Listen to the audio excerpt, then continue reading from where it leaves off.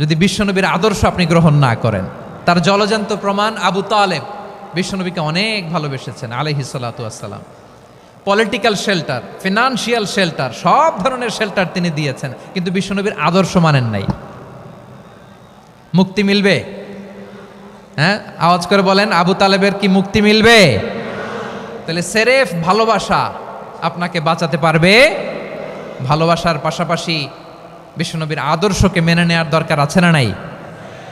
তো যারা এই সমস্ত কাজ করেন আমাদের ভাইয়েরা, তাদের জন্য আল্লাহ তাআলার কাছে আমরা হেদায়েতের দোয়া করি। আবার আমি দেখেছি আমার গত সপ্তাহের যশোরের আলোচনার একটা লাইনকে কেন্দ্র করে আমাদের অনেক রাজনীতিবিদ বন্ধুরা অনেক ক্ষুব্ধ প্রতিক্রিয়া দেখাচ্ছেন। ওই কথাকে নিজেদের গায়ে টেনে, নিজেদের গায়ে মেখে ওনারা ক্ষুব্ধ হয়েছেন। প্রিয় ভাইয়েরা, আমি বলেছিলাম যে একদল খেয়ে গিয়েছে, আরেক দল খাওয়ার জন্য রেডি হয়ে আছে। তো এখানে কি আমি কোনো দলের নাম বলেছি? বাংলাদেশে 48টা প্রায় নিবন্ধিত রাজনৈতিক দল, কোনো দলের নাম আমি বলিনি। কথাটাকে আমি জেনারেল রেখেছি। দায়ীদের বৈশিষ্ট্যই এটা, দায়ীরা জেনারেলি কথা বলে, যার যেই মেসেজ নেয়ার তারা সেখান থেকে নিয়ে নেয়।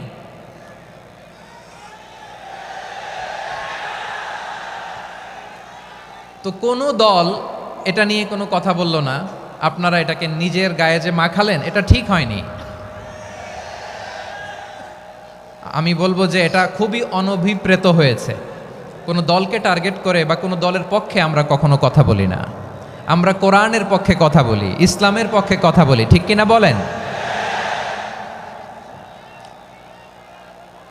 সো একটা জেনারেল কথাকে যদি আমার রাজনীতিবিদ বন্ধুরা নিজেদের গায়ে মাখেন, ক্ষুব্ধ প্রতিক্রিয়া জানান, এতে করে সাধারণ জনগণের কাছে একটা নেগেটিভ মেসেজ যাবে ওনাদের ব্যাপারে। এটা হোক আমরা চাই না।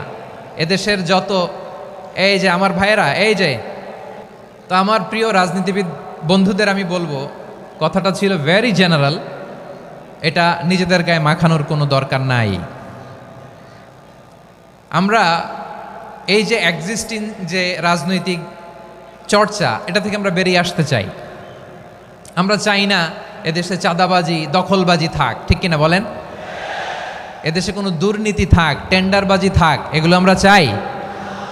আই হেট পলিটিক্স একটা জেনারেশন আছে, এই বেশিরভাগ জেনজি অফ সিলেট, এরা আই হেট পলিটিক্স জেনারেশন। এরা পলিটিক্সকে পছন্দ করে না। তো কেন করে না, এর দায়ভার আমাদের আছে না নাই? আছে। এবং আমরা দেখেছি ক্ষমতার পালাবদল যখন হয়, এক সরকার যায় আরেক সরকার আসে, তখন দুর্নীতির ফিরিস্তি আমরা জানতে পারি, এর আগে জানতে পারি না। প্রতিটা দলের ভেতরেই আমরা এই বাজে চর্চাটা দেখেছি। সো এখন আমাদেরকে শুধরে নেওয়ার সময় এসেছে। এটা এই সুন্দর সময়, নতুন প্রভাতের বাংলাদেশ, নতুন ভোরের বাংলাদেশ, এই সময় আমরা কাদা ছোড়াছুড়ি যেন না করি। আমাদের শপথ নেওয়ার সময় এসেছে। প্রতিটি দল, নিবন্ধিত 48টি, সবগুলো দলের এখন শপথ নেওয়া উচিত যে আমরা কোনোদিন আর চাঁদাবাজি করব না, টেন্ডারবাজি করব না, দখলবাজি করব না।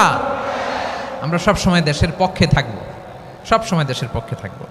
সেই কথাগুলো ছিল ভেরি জেনারেল। যে কথাগুলো আমরা জেনারেলি বলি, এগুলো জেনারেলি আপনারা নেবেন।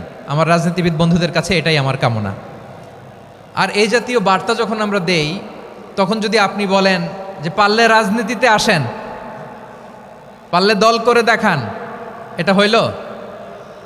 আমি কি এরকম কোনো কথা বলেছি? না। আমি একজন মুফাসসিরে কোরআন, আমি একজন আলেম, এর বাইরেও আমার সবচেয়ে বড় পরিচয় আম আ সিটিজেন অফ বাংলাদেশ। আমি বাংলাদেশের একজন সাধারণ নাগরিক। আমার দেশের যে কোনো সমস্যা, যে কোনো ইনকনসিস্টেন্সি, অসঙ্গতি নিয়ে মত প্রকাশের স্বাধীনতা আমার আছে না নাই?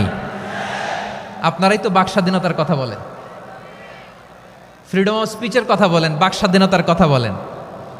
সো আপনারাই যদি আবার কোনো মন্তব্যের কারণে বলেন যে রাজনীতির মাঠে আসেন, দল করেন, দেখি কতটুকু পারেন, এটা ঠিক হবে না। তাই প্রিয় ভাইয়েরা, আসুন আমরা দল মত নির্বিশেষে কাঁধে কাঁধ মিলিয়ে সোনার বাংলাদেশ গড়ি, দুর্নীতিমুক্ত বাংলাদেশ গড়ি, যে বাংলাদেশের জন্য রক্ত দিয়েছে আবু সাঈদ, যে নতুন ভোরের বাংলাদেশের জন্য রক্ত দিয়েছে মুগ্ধরা, যে নতুন বাংলাদেশের জন্য রক্ত ঝরিয়েছে, 24-এর যে গণ অভ্যুত্থানের প্রত্যেকটি শহীদের আওয়াজ করে বলেন ঠিক কিনা? আল্লাহ তাআলা আমার দেশকে তুমি নিরাপদ করো, শান্তিময় করো, আমরা যেন স্বাধীন সার্বভৌম বাংলাদেশে মাথা উঁচু করে বিশ্ব দরবারে দাঁড়াতে পারি। আল্লাহ তুমি তৌফিক দান করো। আওয়াজ করে সবাই পড়ে আমিন।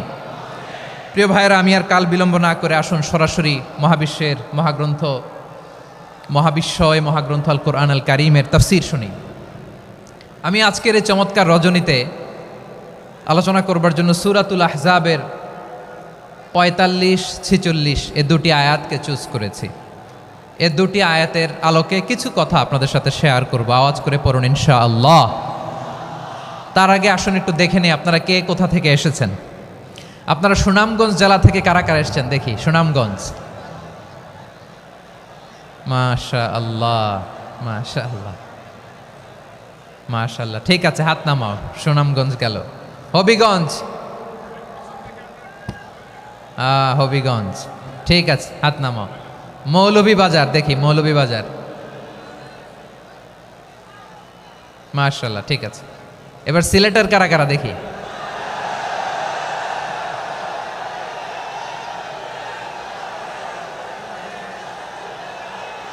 মাশাআল্লাহ মাশাআল্লাহ।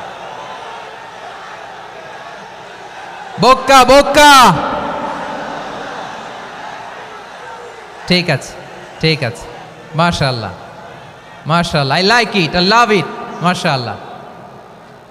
সুনামগঞ্জ, হবিগঞ্জ, মৌলভীবাজার, সিলেটের এই 4 জেলার বাইরে থেকে কারা কারা আসছেন দেখি। মাশাআল্লাহ, অন্যান্য অনেক জেলা থেকে আমার বাইরে এসেছে, মাশাআল্লাহ। আল্লাহ সবাইকে কবুল করুক। আজকের এই প্রোগ্রামকে, এই তাফসীরুল কোরআন মাহফিলকে আমাদের নাজাতের ওসিলা বানাক। 3 দিন ব্যাপী দেশের প্রথিতযশা অত্যন্ত বিজ্ঞ প্রাজ্ঞ ওলামারা যে সমস্ত আলোচনা, দিক নির্দেশনা এই মঞ্চ থেকে আমাদের জন্য রেখেছেন, আমরা যেন সেগুলোর উপর আমল করতে পারি। আল্লাহ তৌফিক দান করুক। প্রিয় ভাইয়েরা, বড় গ্যাদারিং, অনেক বড় শোডাউন, জনপ্রিয়তা, এগুলো আমাদের উদ্দেশ্য না। আমাদের উদ্দেশ্য হচ্ছে আল্লাহর সন্তুষ্টি। সিলেট, আওয়াজ করে বলো, আমাদের উদ্দেশ্য কার সন্তুষ্টি? আল্লাহর সন্তুষ্টি। ওইটা যদি পাই যথেষ্ট, আলহামদুলিল্লাহ আলহামদুলিল্লাহ। আসুন আমরা আমাদের নিয়তকে খালেস করে নেই। আমরা যা শুনবো আমলের নিয়তে শুনবো, নিজের জীবনকে পরিবর্তনের জন্য শুনবো, ঠিক কিনা বলেন? ইনশাআল্লাহ। আমি মেহেরবানি করে এই যে ডান দিকে আমার ভাইদেরকে অনুরোধ করব, আপনারা মেহেরবানি করে চুপ থাকবেন। অনেক এলইডি আছে, এলইডি, হ্যাঁ দেখেছি দেখেছি দেখেছি দেখেছি।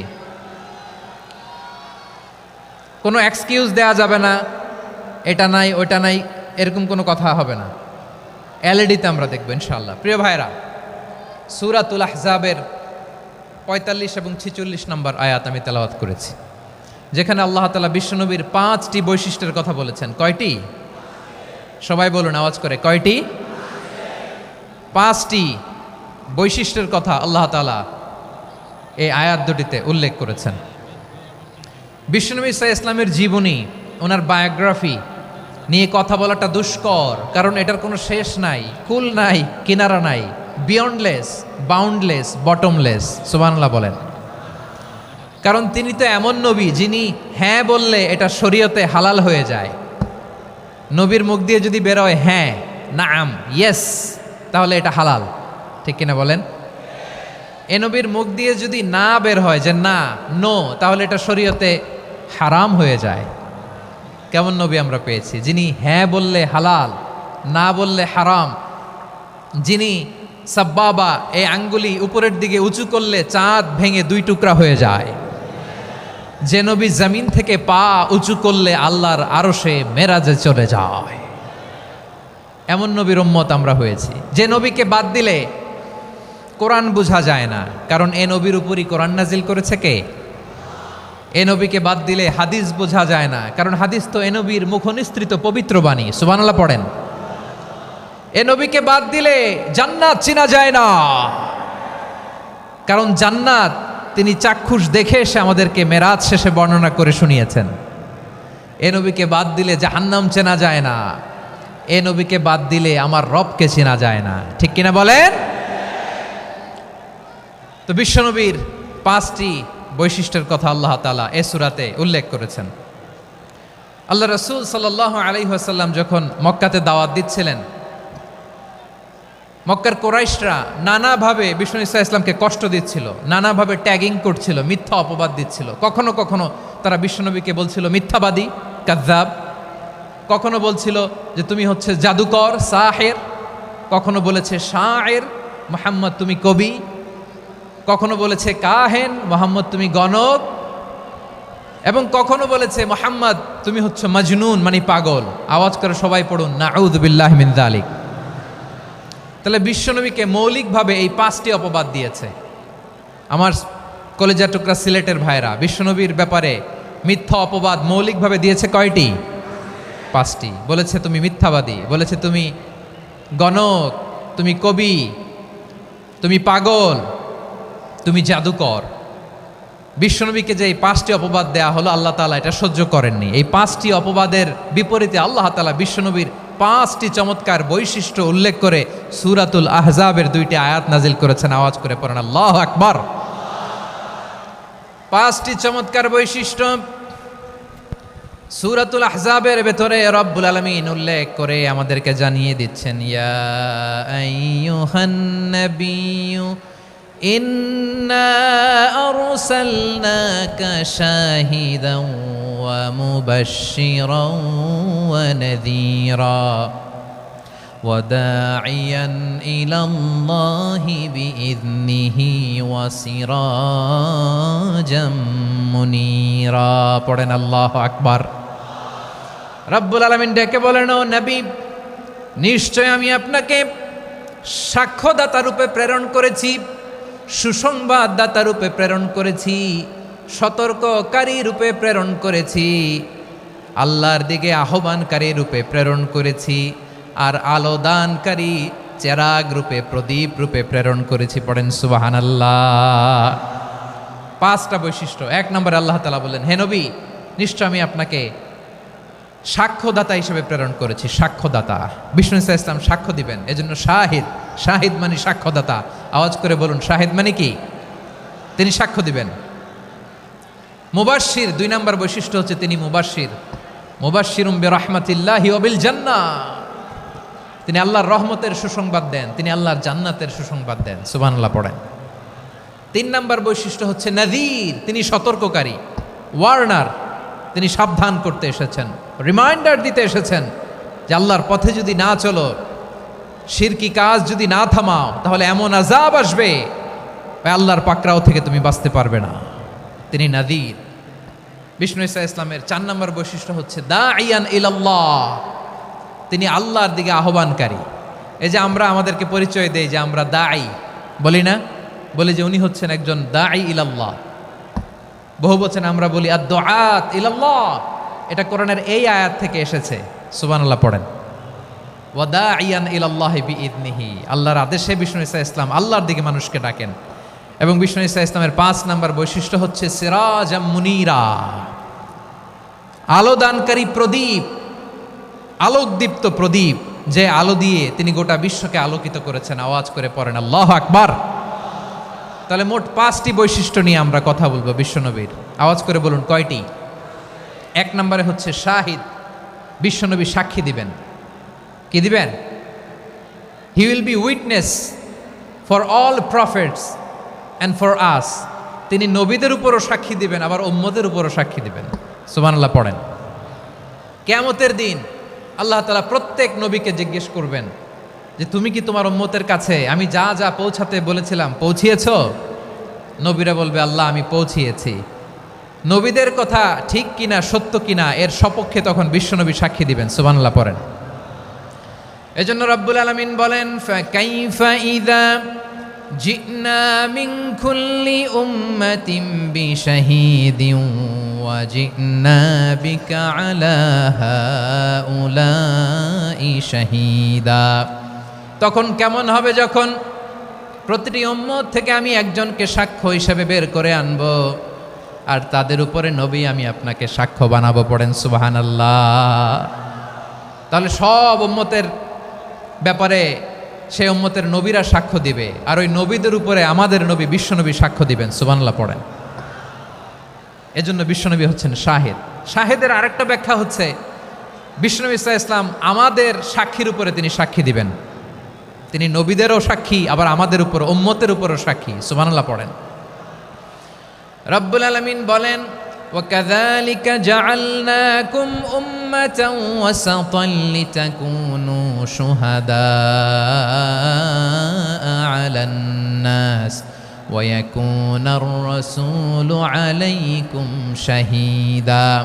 আর অনুরূপভাবে আমি তোমাদেরকে মধ্যমপন্থী উম্মত হিসেবে তৈরি করেছি, প্রেরণ করেছি। ব্যালেন্সড উম্মাহ, মধ্যমপন্থী উম্মাহ হিসেবে প্রেরণ করেছি, যাতে করে তোমরা সবার উপরে সাক্ষ্য দিতে পারো, আর যাতে তোমাদের নবী হতে পারে তোমাদের উপরে সাক্ষ্যদাতা। পড়েন সুবহানাল্লাহ। আমরা হচ্ছি ব্যালেন্সড উম্মাহ, আমরা সবার ব্যাপারে সাক্ষ্য দিব, আর আমাদের উপর সাক্ষ্য দিবে স্বয়ং বিশ্বনবী। সুবহানাল্লাহ পড়েন।